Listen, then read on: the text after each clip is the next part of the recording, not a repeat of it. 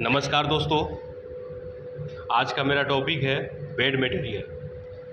FBC boiler के लिए bed material जान होता है। दोस्तों, हम आज बेड मटेरियल के ऊपर डिटेल से बात करेंगे कि बेड मटेरियल क्या होता है, बेड मटेरियल को बॉयलर में क्यों चलाया जाता है, बेड मटेरियल ही क्यों चलाया जाता है, बेड मटेरियल कौन सा लेना चाहिए, बेड मटेरियल की डेंसिटी कितनी होती है, बेड मटेरियल का मेल्टिंग पॉइंट कितना होता है, बेड मटेरियल का साइज कौन सा परफेक्ट होता है और बेड मटेरियल में कौन कौन से तत्व पाए जाते हैं। एल्युमिनियम कितना पाया जाता है, सिलिका कितना पाया जाता है, आयरन कितना पाया जाता है, या कम रहेगा या ज़्यादा रहेगा, ज़्यादा रहने से क्या होता है, कम रहने से क्या होता है। और आयरन अगर बेड मटेरियल में ज़्यादा है तो उसकी पहचान कैसे करेंगे। अगर बेड मटेरियल ड्रेन कर रहे हैं उसमें सेल आ रहा है तो उसका रीज़न क्या है। इन सभी बातों से को अगर काउंटिंग करें तो मेरा बेड मटेरियल का पोजीशन पता लगता है। तो डिटेल में जानते हैं, चलिए आइए शुरू करते हैं। सबसे पहले तो हमारा जो बेड मटेरियल होता है दोस्तों, वो उच्चतम क्वालिटी का रिफ्रैक्टिव बेड मटेरियल होना चाहिए। रिफ्रैक्टिव बेड मटेरियल जो होता है एक्चुअली प्रोसेस बेड मटेरियल होता है। उसको बड़े बड़े को एक साइज दिया जाता है और उसको हमारी कंपनी तक भेजा जाता है, जिसका यूज हम करते हैं। पहला हमारा जो बेड मटेरियल होना चाहिए वो रिफ्रैक्टिव होना चाहिए और उसकी डेंसिटी जो है 1000 से 1100 होना चाहिए। याद रखना दोस्तों, बेड मटेरियल का डेंसिटी 1000 से 1100 होना चाहिए। और तीसरा आता है कि बेड मटेरियल का मेल्टिंग पॉइंट कितना होना चाहिए। बेड मटेरियल का मेल्टिंग पॉइंट जो है अपना 1300 डिग्री सेंटीग्रेड होना चाहिए। होता भी है 1300 डिग्री सेंटीग्रेड होता है, वो लो क्वालिटी का बेड मटेरियल होता है, वो जल्दी फ्यूज कर जाता है। सो दैट 1300 डिग्री सेंटीग्रेड होना ही चाहिए। अगला साइज़ कैसे डिसाइड करें कि कौन सा साइज़ चाहिए। एफबीसी में जो स्टैंडर्ड साइज़ होता है दोस्तों 0.8 से 2.36 mm तक ही चलता है। याद रखना 0.8 से 2.36 mm तक स्टैंडर्ड साइज होता है बेड मटेरियल का। तो इस चीज़ को आप ध्यान रखना। अगला है कि बेड मटेरियल में क्या क्या पाया जाता है। दोस्तों, बेड मटेरियल का तत्व जानने से पहले हम आपको एक चीज़ बता दें। बहुत से नए कैंडिडेट ऐसे हैं जो एज ए फायरमैन ड्यूटी कर रहे हैं, अभी आए हैं। उनको मैं बेड मटेरियल के बारे में बता दूं कि दोस्त, ये बेड मटेरियल वही है जिससे बचपन में हम खेला करते थे।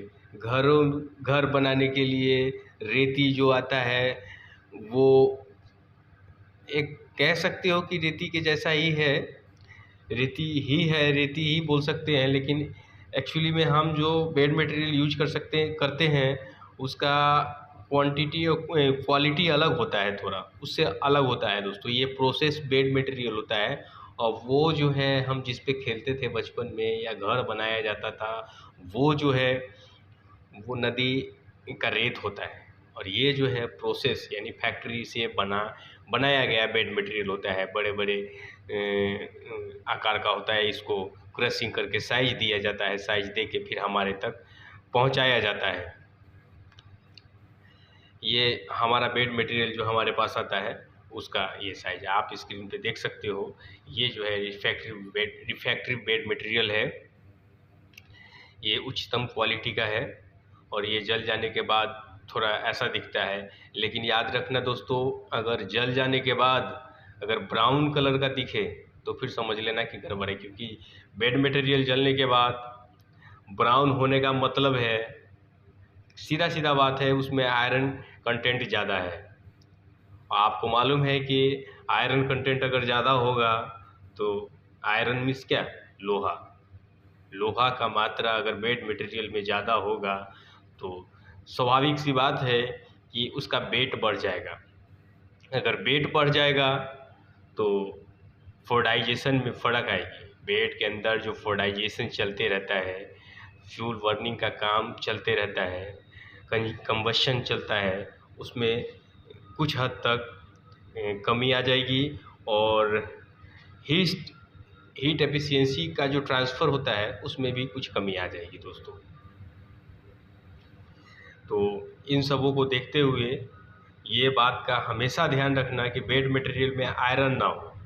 चलिए दोस्तों, अब जानते हैं कि बेड मटेरियल में कौन कौन सा पार्टिकल पाया जाता है, कौन कौन से तत्व पाए जाते हैं और कितना पाए जाते हैं, ये भी जानना ज़रूरी है।